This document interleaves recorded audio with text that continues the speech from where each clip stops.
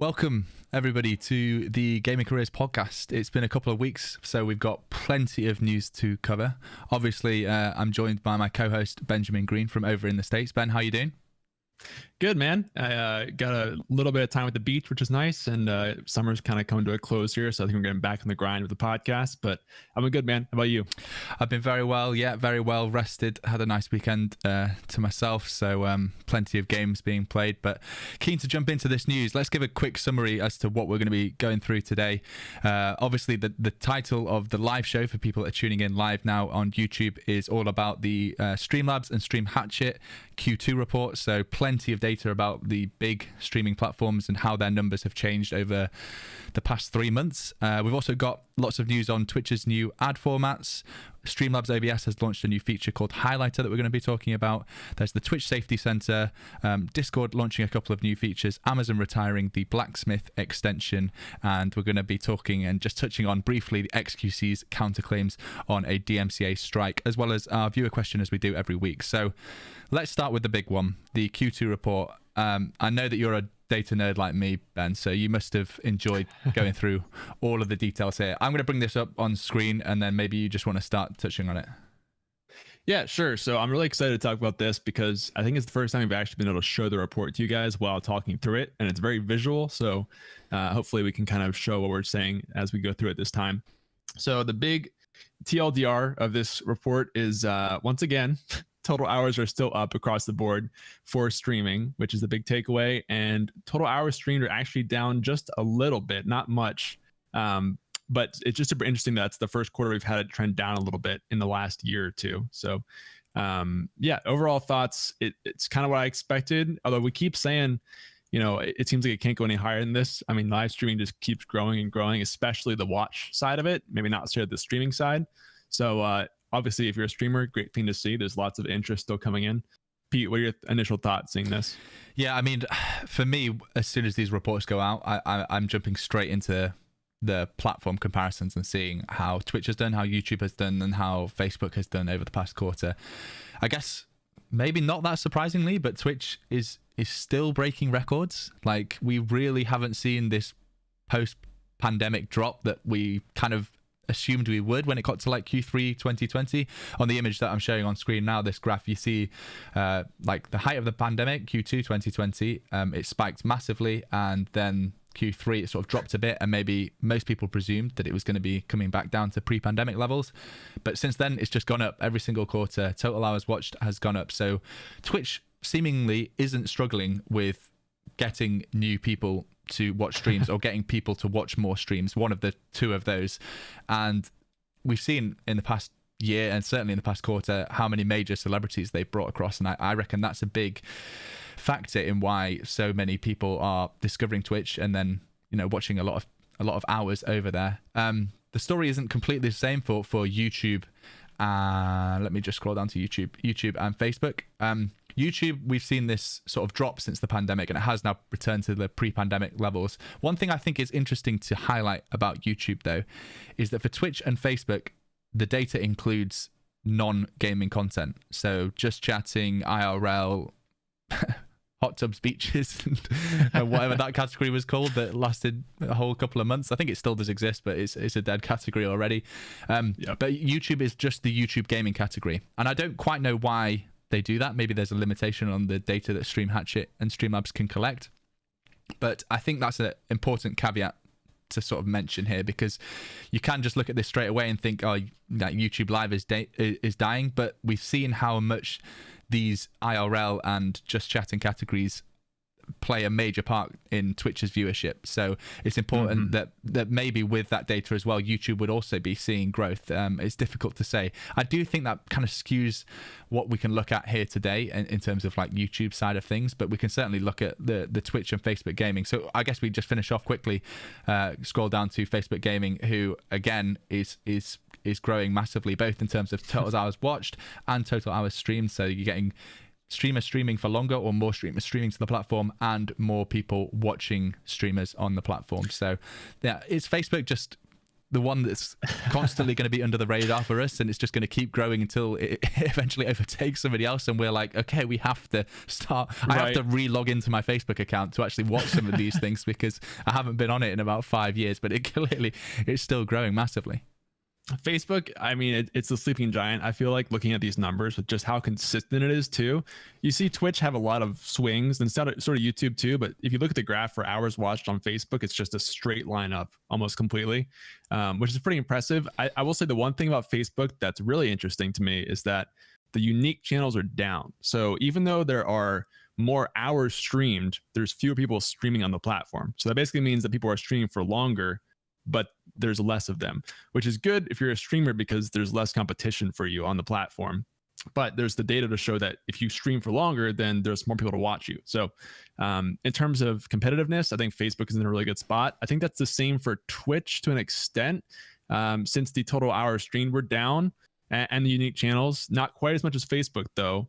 You should have a little bit less competition on Twitch, but Facebook right now, I guess it's just newer compared to Twitch still. And it looks like a lot of people tried streaming on Facebook and stopped doing that. So if you are kind of a long-term Facebook streamer, it could be a really good time to get some more traction over there.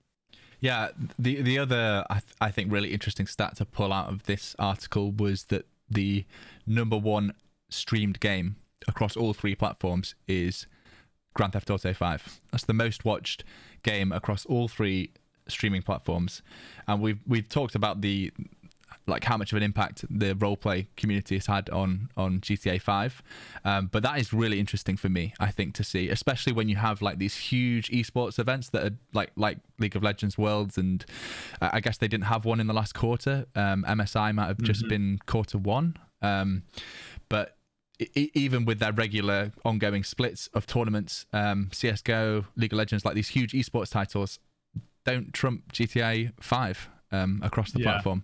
So yeah, I thought that was a really interesting thing to pull out, because it's a game that I don't watch too much of, but it just always is in the top 5 most watched games, isn't it?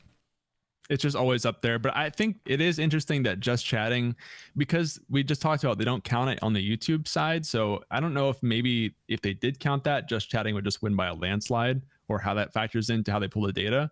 But yeah, still, I mean, Grand Theft Auto, if you've been watching Twitch or any platform, it sounds like it's still been at the top there for a while. And even if you look at sort of the top publishers, Riot won the top publisher category, but just barely. And that's with both Valorant and League and their other 2 to 3 games they have, versus Rockstar just being in GTA. So it's pretty impressive to see that much credibility and that much popularity for Grand Theft Auto all these years later, honestly. So I don't know if Grand Theft Auto 6 is on the way. Probably just keep updating 5 forever if I had to guess, but we'll see. Yeah, I think just to touch on your point there about Just Chatting, the difficulty is, I guess, on having that as a category is that the different websites will probably categorize that differently themselves. Whereas with it, when it's a game, it's so easy for Streamlabs and Stream Hatchet to collect the data and say, GTA 5 is being played here on YouTube, here on Facebook, here on Twitch, and then they can collate all those numbers. Whereas when YouTube might have a category for cooking, that might fall under Just Chatting often in Twitch. So it's harder for them to be able to put that all together into one category. But yeah, I'll post a link to this report in the chat of the stream, and obviously if anyone listening along to the podcast, it'll be in the show notes if you do want to dive into it. I realize it's not everybody's cup of tea to get really into the numbers, but I think it's every quarter is a good measuring stick of where we are in the industry and how these platforms are developing. So let me grab that and put that in chat. I don't know if there's anything else you want to cover on that, or if you want to go straight across to the next topic. Yeah, not too much on that. We just got to check out Facebook once again. I will say, guys, I'm looking into TikTok. I'll report out on that soon. I know we keep talking about that here, but I'm doing some experimenting there. So we'll have some more info on at least that platform pretty soon. The next piece of news we have is that Twitch launched a couple of new ad formats. Well, really just one, but we've seen another one kind of pop up that they talked about a while ago. And the first one is stream display ads, which, if you're familiar with display ads in the traditional sense, they're kind of similar. Basically a new type of ad that will show around your stream while you're live. It won't actually interrupt the broadcast the same way that a pre-roll does or a mid-roll, but sort of shows around your broadcast. I haven't actually seen this live on the platform yet, Pete. I don't know if you've seen any just poking around Twitch in the past week or two. No, I've just seen the examples that they've sort of shared on socials, and we've got a GIF looping here of one of the examples. I actually prefer this way of the display ads being shown than how YouTube does it, where it kind of overlays the video. But I think that's a personal taste thing. Some people will prefer the video not changing size and being able to like click a little X on the top corner of a display ad. There's a second image down here below of like a more intrusive one where the stream goes up into the top right, and then it's like taking up maybe more like a third of the stream rather than a little display ad. But I mean, the problem really with Twitch ads is it's so difficult for any creator to make a substantial amount of money through ads, especially when you compare it to YouTube ads, and that, you know, does pay creators pretty well. Twitch, with it being a live broadcast, they just can't bring the same numbers in terms of advertisers and in terms of the actual monetary value. So I appreciate them looking into different options, and this is certainly, I think, a good balance between helping creators make money, helping Twitch make money, and not being too intrusive to the viewers. So I think this is a pretty good compromise. There are some details that they talked about in their sort of monthly update stream that they do. So I'll read out some of those now. The stream display ads, you're going to see them referenced as SDAs. They're 10-second long ads they show on channels. Viewers are able to see and hear the creators still while the ads are displayed, and creators don't have to do anything different to use them. So I think it'll just be through their normal like run an ad, or if they have them enabled, maybe they'll automatically run. There is the opt-out option for streamers, so if you don't want these ads or the money that they generate, you can opt out, which is always a nice option. It's such an easy way for Twitch to keep everybody happy by just having opt-out into features like this, and they can be shown up to 8 times per hour, and they're 10 seconds each.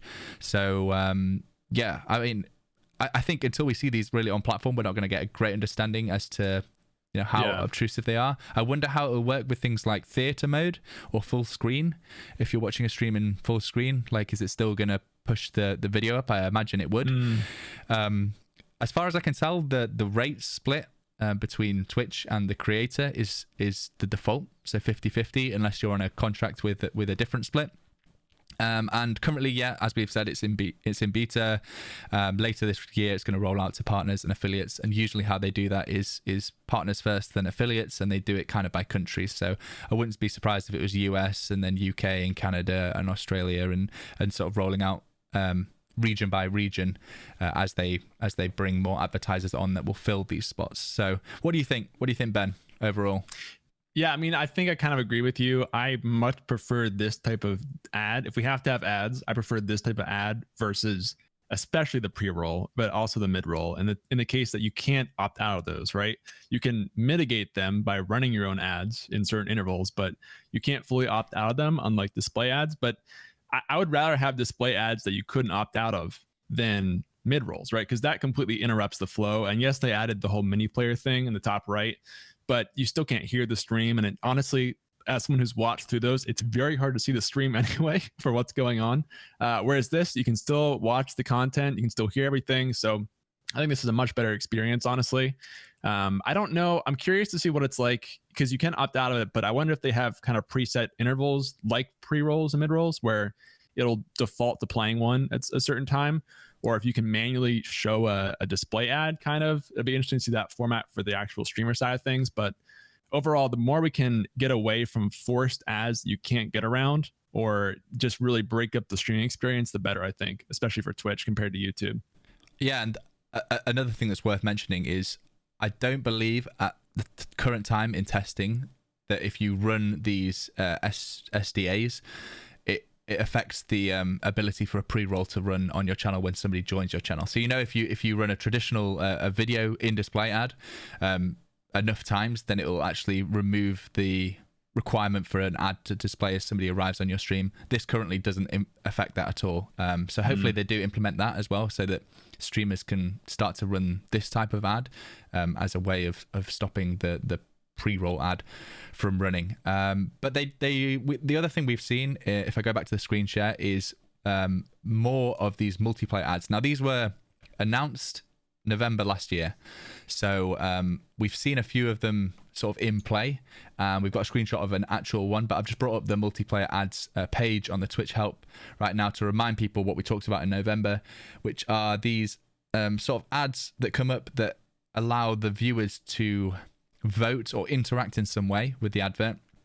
And as a reward for them interacting, the creator, the streamer that you're watching, receives money through bits. So I think this is a really nice way of, as long as it's not too obtrusive, I think it's a really nice way of being able to entice the viewers into, you know, making an advert more useful for Twitch. Because obviously the example that they've shown here on the website is like a Twitch ad. So it's like encouraging people to buy gift cards or like getting them to vote on which kind of gift card they like the most. But the screenshot that you sent across today is maybe a more realistic example. Is this actually a screenshot you took yourself, or you found this on the internet? Yeah, I was watching some Pokemon Unite streams and this popped up. Why don't you explain through what you're seeing here? Yeah, so basically this just popped up while I was watching. For those of you audio listeners, it just says multiplayer ad poll. It's an ad for Converse, and it basically is 3 different types of shoe colors, and it just asks you which color are you wearing this fall. But the interesting part is that you can see how many votes it has, and then you can see the reward for the streamer at the bottom that says 25 bits. So that is a really good incentive to actually vote on one of those things. Plus, it didn't actually stop the content, right? You can still see the stream behind it pretty easily. It's not really that intrusive overall. And I think as soon as you click one of the options, it would just go away. So it's a pretty good ad format, I think, compared to, again, anything that interrupts the entire stream experience, in my view. And it's also just a very innovative ad solution that I haven't really seen in other places. It seems like an ad that really takes advantage of what Twitch is and how Twitch kind of works for streaming. So I think this kind of thing will be received a lot better overall than the current mid-roll and pre-roll experience. Do you think Converse are actually using the data they get from this, or you think they're just putting 3 shoes in front of you to subliminally message to you that you need to buy some new Converse this this fall? I mean, the main goal is definitely just awareness, right? But I think they'll look at the data. I would probably, if I was the marketing person, not really take it that seriously, because chances are a lot of people are just clicking something to get the bits and not really thinking about it that much. But you know, I mean, maybe there's actually decent data behind it. I don't know how many people actually see this kind of ad, but it could be a lot of data for that. Yeah, I think I totally agree with you. The purpose is surely just to get your brand in front of people. And if even 10% of people like pay attention to which option they click, or think about it a little bit more than just what can I click to get rid of this as quickly as possible, then it's value for the brand, because at least they're getting some data from it. So this, I guess, is still rolling out, because I haven't seen it yet. Is this the first time you've seen it, or have you been seeing it all over? Because Yes. I'm wondering if it's a US based thing versus me in the UK, or if it's just rolling out slowly. It could be. Yeah, this is the first one I've seen. We talked about it months ago, I feel like, when they announced November, it. But yeah. So hopefully we'll see more of them. I guess Converse is doing it. Maybe some other brands will opt into it. I honestly think they could have done a better question, to put it bluntly, because it's kind of a boring question in my opinion, but the format is kind of cool, and there could be some cool ways to use that, I think. Yeah, I mean, they're not looking after us Brits who spell color with a U in that question, are they? They've got to think about their international audience here. Yeah. But yeah, I thought this was just useful to sort of pair in with the multiplayer ads, because you can see Twitch is clearly caring about trying to make, I mean, realistically, Twitch is probably getting pressure from Amazon to be profitable. So they're having to think a bit more about how they can make some more money through ads. But I think both of these options are probably pretty good for creators. You know, if the bottom line is more money and it's not as bad for the viewers, then I'm all for it. Let's move on to talking about that Streamlabs software that that divides opinions all over the internet, because they have introduced a new feature called Highlighter. I think just Streamlabs OBS Highlighter it's called. So it's built into Streamlabs OBS, and it's effectively a video editing software that is free to use. So it's not under their Prime subscription. Whether they'll put certain things under Prime in the future. I don't know.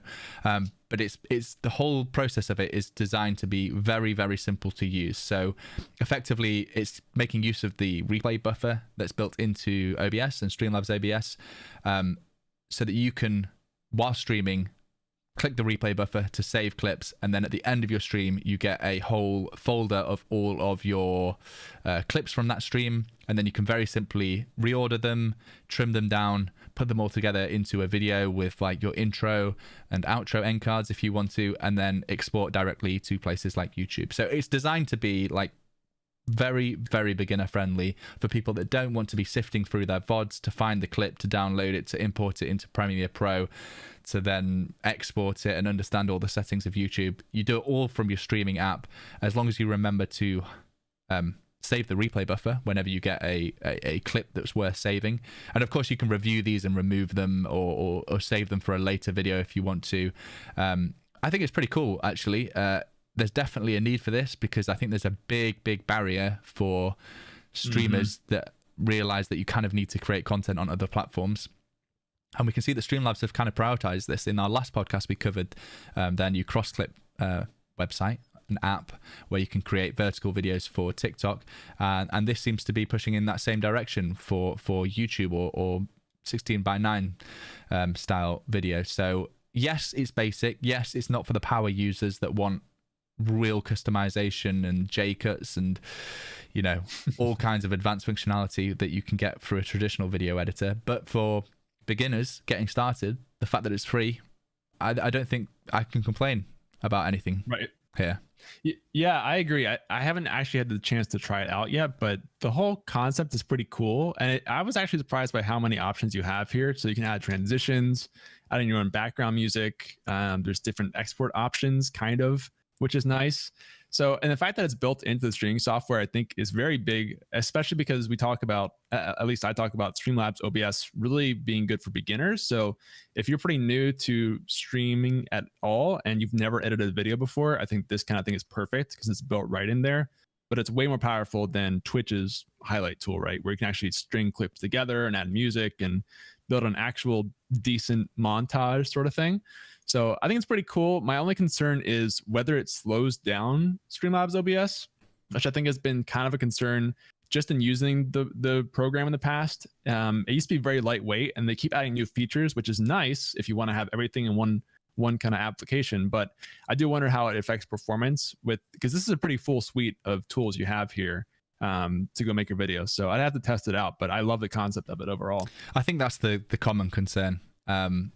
For streamers that started before the days of Streamlabs OBS, a lot of people know how particular you have to be about what is running on your computer. You know, like closing down anything, like literally, if you can get rid of one Chrome tab, it's worth it before you start streaming.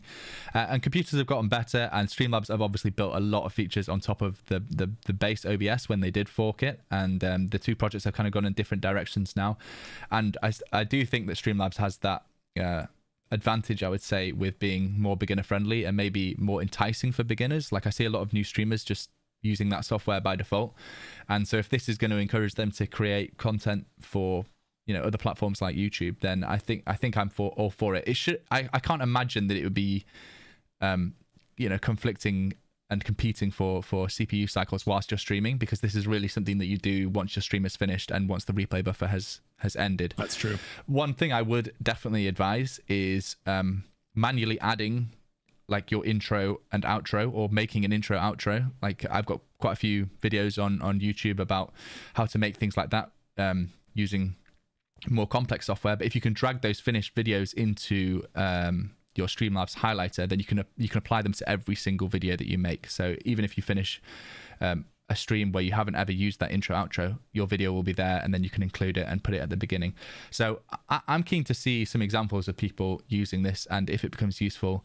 But at the end of the day, it's not for the power users, it's for the beginners, and hopefully it teaches them enough about editing video that maybe one day they do then transition into using something more professional. Or maybe Streamlabs sees loads of streamers using this and keeps developing it till it's, you know, a genuine solution for, you know, bigger streamers that are creating, I guess, more professional content.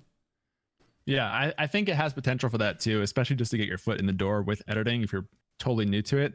And on your point of intros, I was curious if there's any Streamlabs Prime integration here. It looks like that's one of their Prime features, is you can make a intro in the software, sort of. So I guess that's how they kind of add to that. But I mean, the fact that you have this tool in there plus the vertical video tool is pretty nice if you just want to batch some content out quickly and just get something out. I'm a big believer that you should try and get at least some sort of video out, like not worry about the perfect video, but just get something out if you're not doing anything. So this is a good lightweight way to do that if you just want to put a quick montage, quick vertical video together and get those out. So we'll see kind of how it gets received, I think, after people start using it a bit more. Yeah, let's move on to the next topic. Twitch's safety sensor. Not the most exciting of topics, I don't think, but we've seen Twitch like group together bits of information like this before. I'll bring up the screen share. Effectively, this is like a portal or a hub for everything you could want about safety on Twitch. So as a streamer, as a viewer, as a moderator, there's all kinds of resources here. You can see across the top, you can sort of go into community guidelines, emotes. So if you wanted to know, what is allowed and what isn't allowed in emotes, this is all built into one hub now, which I think is probably useful for streamers that ever want to find this stuff. Rather than Googling it, they can now come directly to safety.twitch.tv and hopefully find all the information that they want. There's been a big push from Twitch's standpoint over the past year for safety council and things like that. So maybe this has been something that they've been working hard on. But I don't know if there's that much really to add to this, Ben, other than just letting people know that it's there if they want to see it. Yeah, I mean, I think it's a nice tool to have if you want to just go through everything for safety on Twitch. I will say that kind of in the vein of what we talked about recently, I thought it was kind of amusing that there's a gambling addiction section on here because there's the whole debate about gambling streams on Twitch right now. So they've built in a section for that. But there's also some good things like suicide hotlines and just crisis resources too. So that can be a big problem on Twitch. So I'm glad they've had some actual official resources out there, and not just for the US, but for UK and other places as well. That's what I'm seeing. Yeah. So if you ever have a question about, hot tubs and streaming on Twitch, it should be here. That's right. Let's go on to Discord. You want to introduce this one? Yeah, so there's a couple of new features that have come to Discord over the last weeks. The first one was Threads, which I believe has been out for a while. I'm pretty sure. No, sorry, Threads is the new one that I have really not seen used that much, which is sort of opening like a sub channel for a channel on Discord, where I guess like if you have a very big server and there's a lot of kind of tangent conversations happening, you could use this to just have smaller conversations within that channel, which seems useful. I will say practically from a standpoint of moderation, it seems like it's hard to moderate these because they're kind of hidden from the default view. So I actually haven't used them in a lot of the servers that I've worked with, but it's a nice feature if you want to use this kind of thing there. And then the other one that they announced, which is, I think they haven't even announced it really, maybe sort of, is the events, which is a new thing at the top of Discord. You'll see it in your server, and it's only for their audio stage channels. So you can only schedule a channel event for like a podcast or something. You can't do like a game night, which is what I wish we could do, or anything with video or just playing games. It's got to be a stage thing. So right. I think these are nice personally. Pete, I'm curious your thoughts just initially looking at each of these. Yeah, threads for me, that's like something that's, I think, been in Slack for a little while. I don't think they had the exact same implementation where like it actually creates a sub thread that like shows in the left hand side underneath the channel where it was created. I haven't enabled these on the Gaming Careers Discord yet, but I did get a notification saying that I could. But I wanted to speak to my moderators first, really, to see is this going to be a problem? Is this, because right now I wonder if like you can abuse with the thread name, or if you could just create 100 threads, and does it show for everybody that's in the Discord channel, or is it minimized to start? Like, there's so many questions that, I mean, I could legitimately answer just by testing it for a few minutes, but I'm far too lazy for that. I'd rather see somebody else mess up first then me learn from their lessons. With the schedule events, yeah, that's a really great point that you made. Basically, the fact that you can only do this right now for the stage channels is, I hope, a limitation that they're going to remove at some point, because this would be amazing for live streams, for I don't know, live podcasts, for anything, for meetups at TwitchCon when they eventually return. Like, being able to schedule an event is important for things outside of stage channels. And I understand the reasoning for them wanting to really push stage channels as a feature to people, but I really hope that they remove that limitation and you can start to schedule events for things, you know, outside of Discord's ecosystem, because that, I think that'd be a killer feature. And I think it's something that we saw on Guilded, which I know that we looked at briefly a couple of months ago when we were looking at the differences between Guilded and Discord. So I wonder if this is pressure from Discord seeing people leave for Guilded, or if this is just something that's always been on their radar and something that they've been developing for a long time.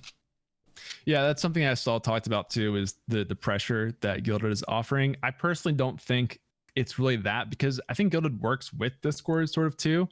But I don't know, the events feature in particular is one I've wanted forever. And we actually have, so in the Lenovo server, we haven't enabled the threads and we haven't used the events yet because they're just not quite there. The events one, like we have an events channel separately, but we can't get rid of it because we still can't use Discord's event tool to make game nights or like stream RSVP, that kind of stuff. So until they can support that, we can't really make a whole lot of use of it. And then threads, to your point too, for me, it's just a moderation concern of hiding conversations that moderators might miss, which on a big server can be a big problem. So I think it's a cool feature, but I'm not really going to be using either one until they make a couple of updates, I think, for most of the servers that I work with. Yeah, I think I'm in the exact same boat. I'm going to wait to see exactly what comes of these things. Events will be really cool, and I'll definitely use that if they allow implementation of other things. Like we could put other podcasts in. The live podcast that we do could be an event in the Gaming Careers Discord every week. And then I wouldn't have to spam people to let them know that it was happening on Instagram the whole time. But yeah, it's cool. I think it's been great to see Discord pushing like features for creators. They're really pushing themselves forward as, you know, not just a chat application anymore. But that also does make me wonder if they're going to keep events restricted to Discord features, and like live streams could be scheduled there, but they'd have to be Discord live streams. Yeah, I mean, they're really still pushing. They're really pushing the stage channels thing. We keep talking about that too, and it's gotta be working somewhere, right? Or maybe because I haven't really tuned into any Discord stage channels yet, to be honest. I haven't done Clubhouse either, but the fact that we keep seeing so much push for these kind of things means there must be a lot of attention and some sort of attraction happening for those off platform. I think I'm like the ideal candidate for somebody that would like to listen to stage channels, because I'm a big podcast listener and audiobooks listener, but I have to listen at like 1.5 to 2 times speed. I just can't listen that slowly. Like I need to be distracting myself and trying to get in as much info as I can, like whilst out on a run or you know, going shopping or anything like that. And obviously you can't do that with live audio. So that's when they can work that out, how they can fast forward through time to be even quicker than the person speaking, then maybe I'll tune in. I'm gonna jump back ship now to Twitch, about them discontinuing a pretty popular extension. Actually, this is one that I see on, you know, probably a good 20 to 30% of channels. It's the Blacksmith extension. I'll bring up the screen share here, and hopefully we can play this clip of DJ Wheat discussing why it was removed. So hopefully you can hear this as well, Ben, and stream too. In case you missed it, the Blacksmith extension will no longer be available as of 7:30, as we are focusing instead on other features aimed at improving creator monetization. Now, this does not impact your opportunity to be a part of the Amazon's Associate Program, which is one reason why a lot of creators were using it. With Amazon Associates, you can share the products that you love with your community, and you can earn commission from viewers who purchase your recommended products on Amazon. It is easy to enable and to add to your channel page, and you can learn more about how to do that.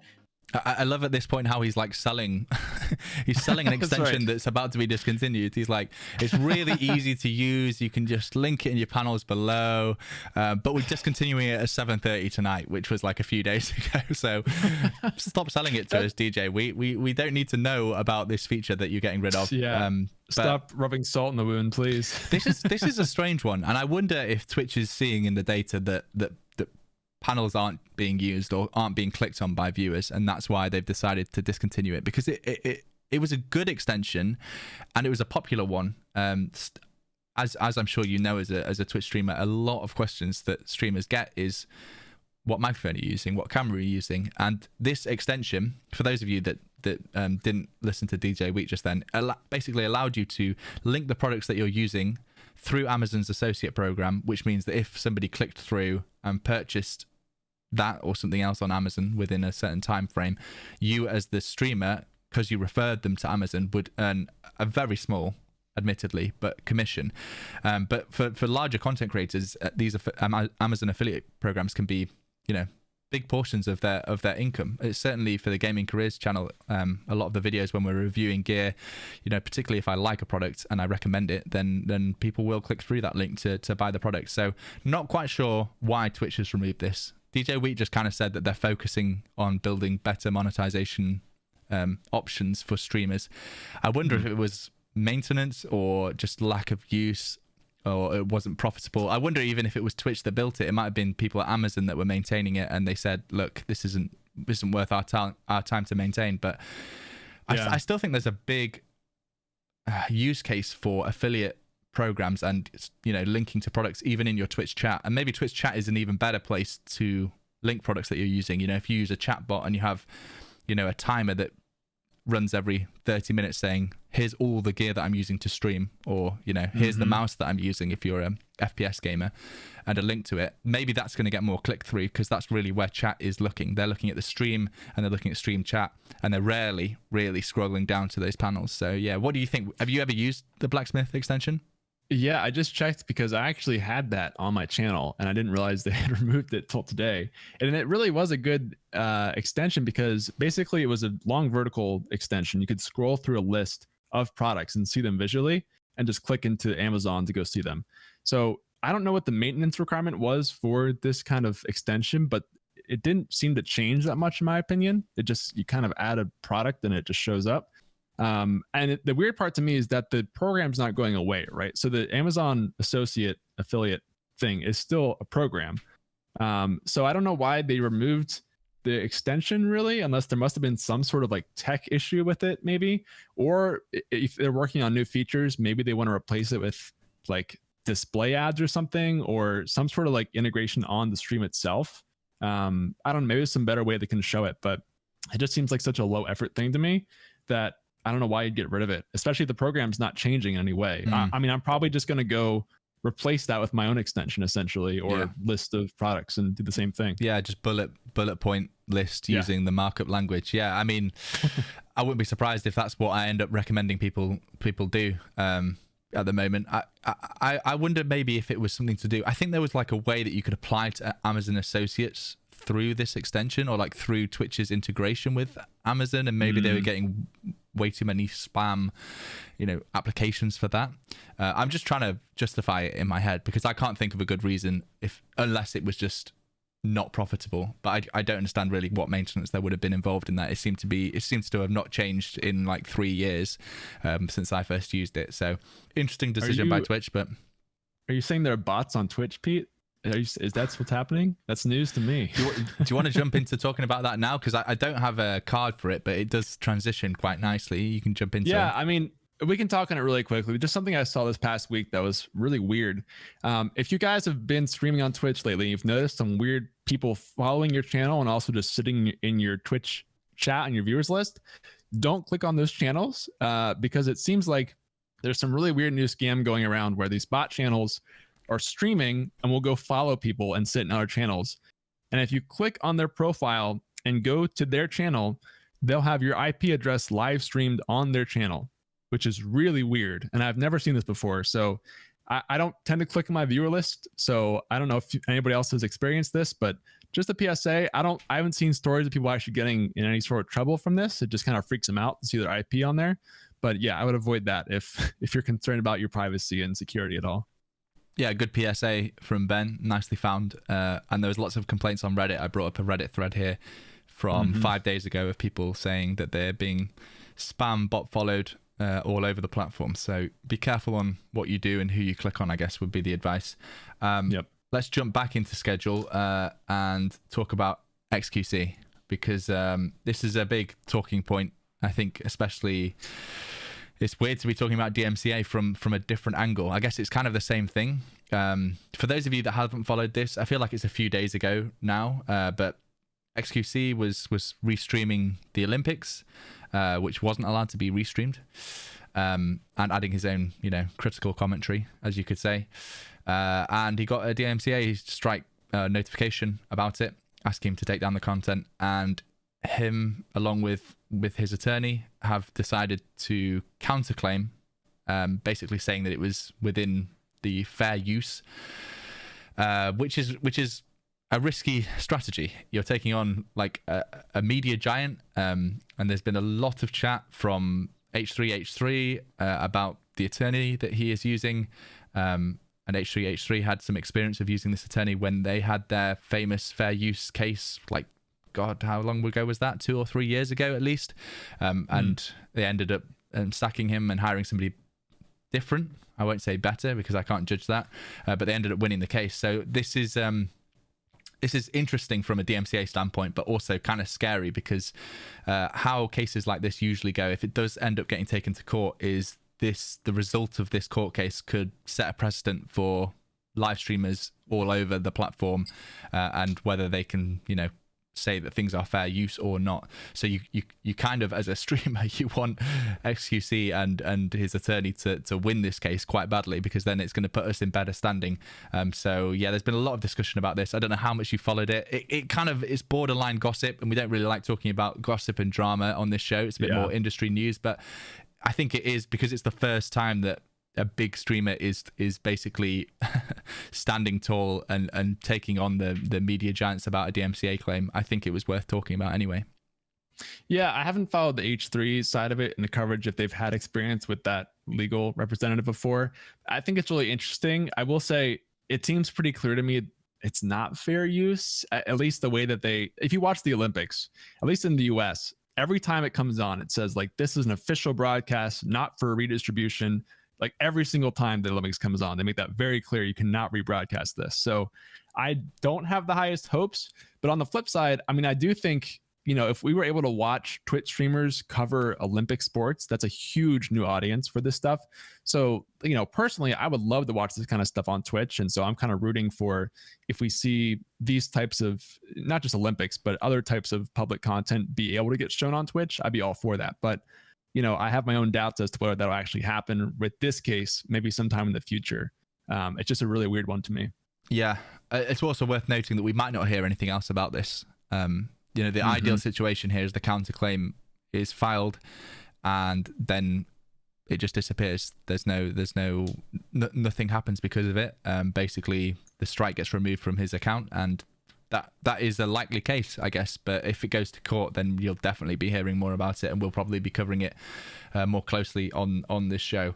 I'm conscious that we've been going on for a little while now, so let's rattle through the last couple of things that we want to talk about. There's been some more local subscription pricing released this week for the EU especially. I like how they've still included United Kingdom in Europe, even though we are no longer. We're no longer in the EU anyway. But yeah, some more prices for local subscription prices. We've talked about this quite a lot on this podcast already. What is nice is us in the UK, we're going to be saving a whole British pound on our subscription. No longer $4.99, we're down to $3.99, which is nice, certainly. And obviously now, if you look at the list of how many of these local subscription prices there are, it's covering a decent chunk of the world. I don't know my geography that well to know what is still missing, but it feels like they've got through the vast majority of countries anyway. And from what we've seen in the data, it looks like for any of these countries where there is data already, I think the first two that we covered were Turkey, was it? Turkey and Mexico, I think. Yeah. And we were seeing massive uptake from those countries, from viewers in those countries subscribing to channels. So hopefully this is a really good decision by Twitch, and all it means is that more people from these countries can afford to subscribe to their favorite creators. Anything else to add on this, Ben? No, I mean, I think it's super comprehensive. I love how detailed they go in with the chart here, which is really nice transparency from Twitch. I will say my only concern is just we'll see over the next year or two kind of how this affects overall subs, because there should be more people subscribing now, but theoretically there's less revenue coming from it once Twitch tapers off their kind of support program for creators. So we'll have to see how it balances out. Hopefully it's about the same or a little bit more for most creators. I think that's how the beta places rolled out.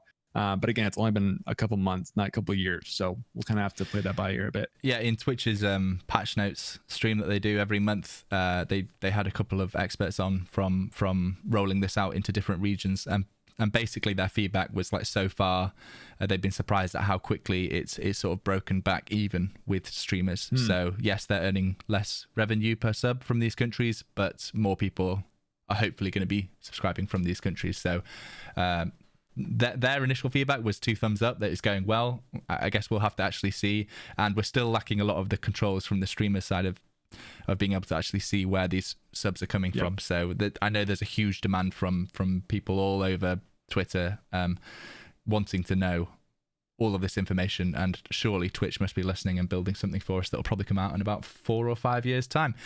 That's right. We did have a good streamer question. I want to jump straight into the streamer questions. So I put a little Instagram story up, and we got a good amount of questions across on Instagram. And the first was actually something that I'd missed. It was from Excel Joe, who is a regular here on the chat and has been a developer on OBS project and several plugins that I've covered on the channel, and that I know that a lot of people are using day to day in OBS.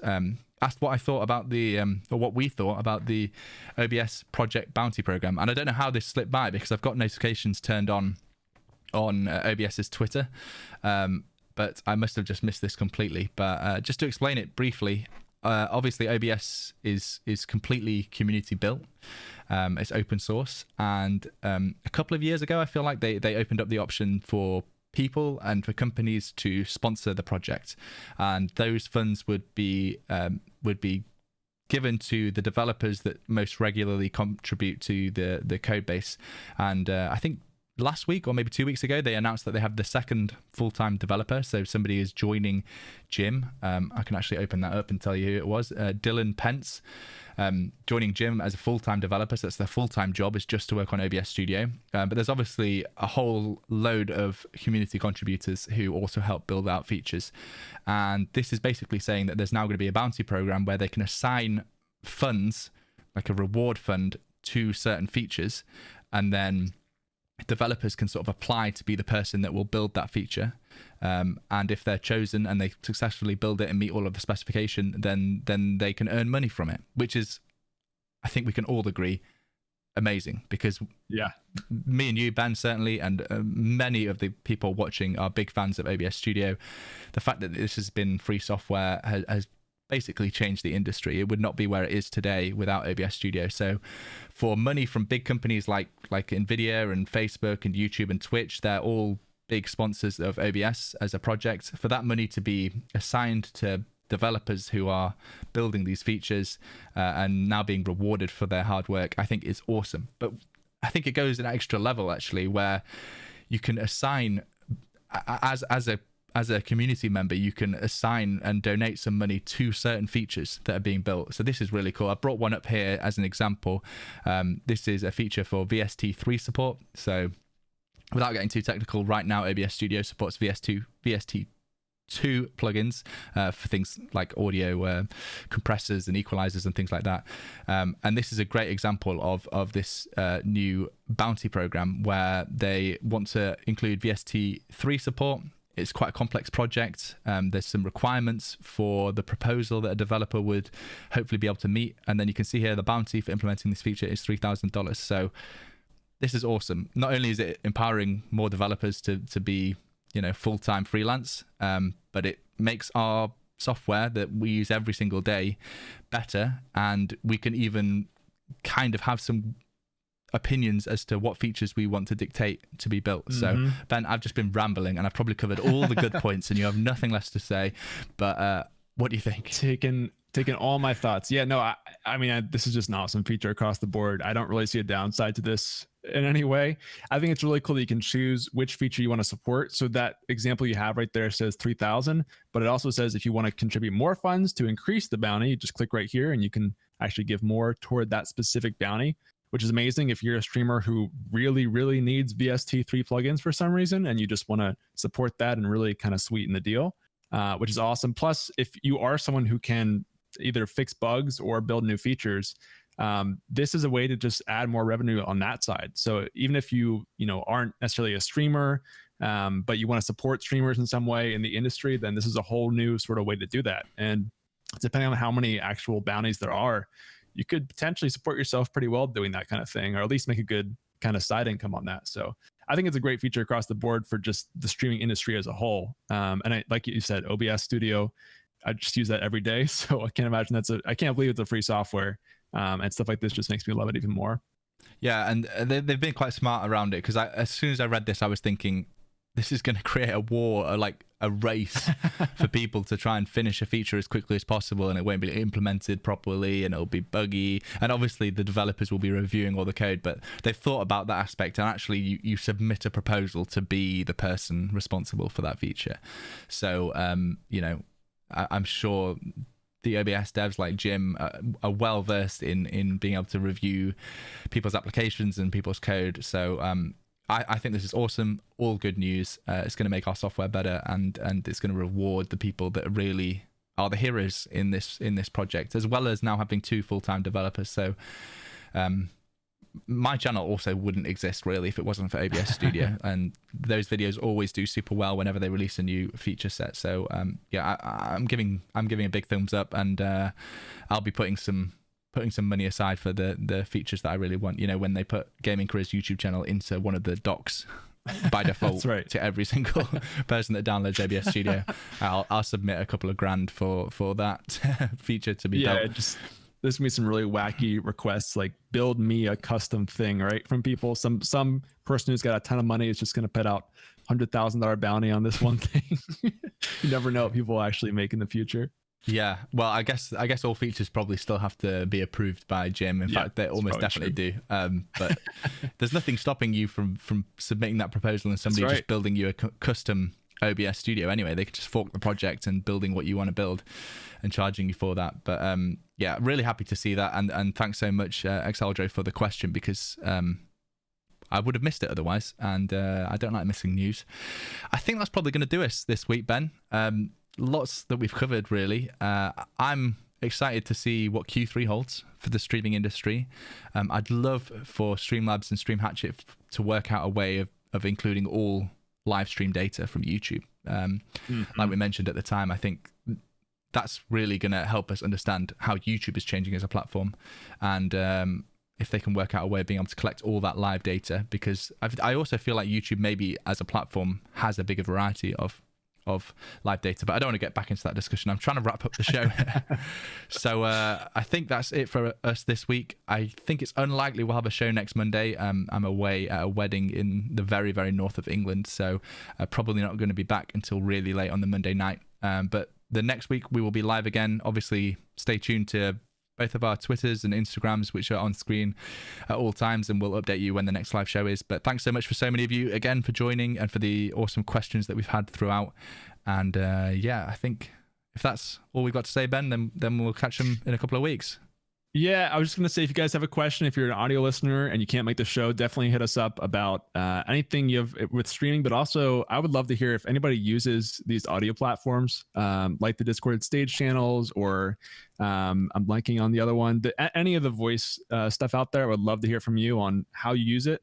Same thing for TikTok and Facebook. Some of these other platforms that we're kind of talking about on the fringes here, would love to get a bit more on these. So definitely let us know on social media and wherever else you can reach us.